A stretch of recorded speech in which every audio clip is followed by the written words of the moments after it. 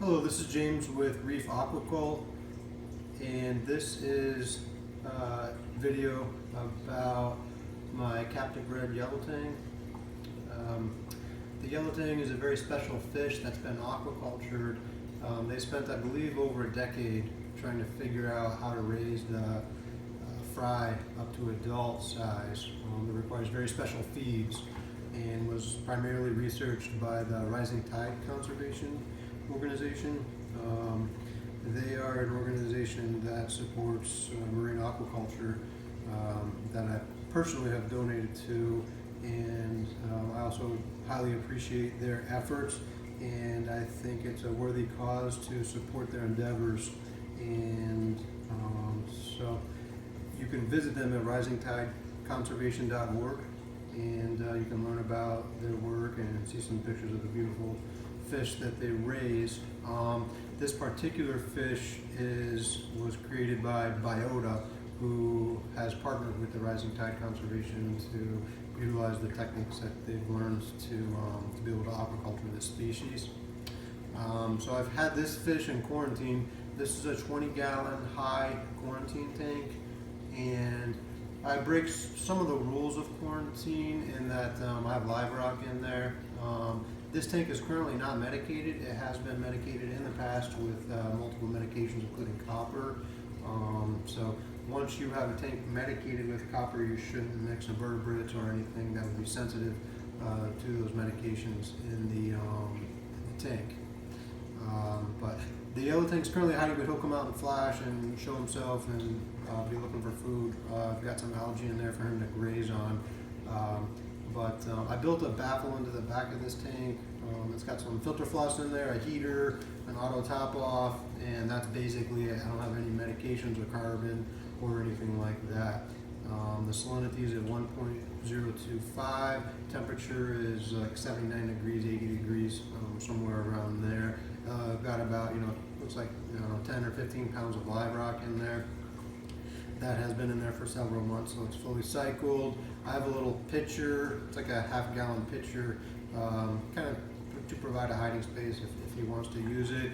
I haven't seen fish really use it that much. I might take it out eventually, but it's in there for now. There's a couple PVC pipes down at the bottom that I rubber band some algae onto that I culture in my refugium. So the green stuff is ulva, which is called sea lettuce. You can get it on Algae Barn or on liveaquaria.com. Not a lot of the fish stores carry it, but it's definitely easily found online. The red stuff is called red ogo or red gracilaria that some of the herbivorous fish really love. So this fish has been in here for a couple of weeks, and he's usually out playing a little bit more, but right now he seems to be hiding. I'll go ahead and maybe put a little food in there in a few minutes to get him out, and so you can see him a little bit better. So this fish shipped very small. It was about the size of a 50-cent piece. I think they say 1 to 1.5 inches, and it was definitely about 1 inch, and so that's pretty small for a yellow tang. The good thing about that is they tend to ship really well. I've seen them even ship pre-settled animals, so before they even get yellow on them, they're still clear. So I've seen them do that, and they said that they ship those animals fairly well too. As soon as I dropped the yellow tang in, after bag acclimating it, he was out and about and swimming around. So one of the benefits of having this aquacultured animal is that he was born in a tank, so he's used to living in a tank, so he's not scared of the tank. You're not pulling an animal out of the ocean that's used to swimming miles and miles every day and throwing him into a tank. He was born in a tank, so he's accustomed to it. So he acclimated super well. He's almost doubled in size over 2 weeks. I wouldn't say he's doubled, but he at least has gained maybe 50% more body mass. I feed him 6 to 7 times a day. There's an awesome article regarding surgeonfish / tang acclimatization that I'll try to provide in the description below. But they recommend high flow in the tank because the animals are strong swimmers. They need to be exercising. It's also good to have a lot of hiding places. So even though most people don't use live rock in quarantine, quarantine tanks because it can kind of store copper and medications and things like that. You know, in this case, I would prefer the fish to have more hiding spaces. I can't ever use this live rock to put in a reef tank or anything like that. It's pretty much a quarantine-only live rock from now on because I've used medications on it in the past. But yeah, the rock provides the fish plenty of space to hide. He can hide from the current if he needs to, and then I've got a lot of water flow in there. I think it's like a 400 or 500 gallon per hour pump, so I got 20 times the tank volume that's circulating every hour in there. So I'm feeding him some Hikari seaweed pellets, which you can see here. Seaweed Extreme, 67% seaweed, which is basically nori. It says on the box, like world's first food made from nori, and it's much easier to feed the nori. The nori, if the fish doesn't eat it right away, is going to degrade in the tank. So I usually just put in like 4 or 5 pellets at a time every couple hours, and he takes those to town. When he's not getting fed, he's got algae to graze on, so like I said, I grow that in my refugium. Sea lettuce has exploded in the refugium. I've basically quadrupled or quintupled the amount of algae that I have in there over the past month or so. The sea lettuce pretty much outcompeted the red ogo. The red ogo actually thrives in high nitrate, high phosphate environments. So if you have a tank with high nitrates and high phosphates that you're trying to get down, I would highly recommend the red ogo because it thrives in nutrient-dense environments. Whereas my main reef tank with my refugium has somewhat lower nutrients, and the sea lettuce kind of just like took over in there, which is fine.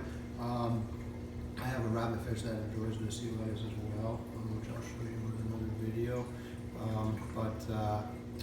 You know, the other benefit of getting this aquaculture tank is that you're getting it when it's a baby, so you know you're going to get to enjoy it during its entire lifespan, which can be 10, 15 years. They do live quite long in captivity, it comes out to play.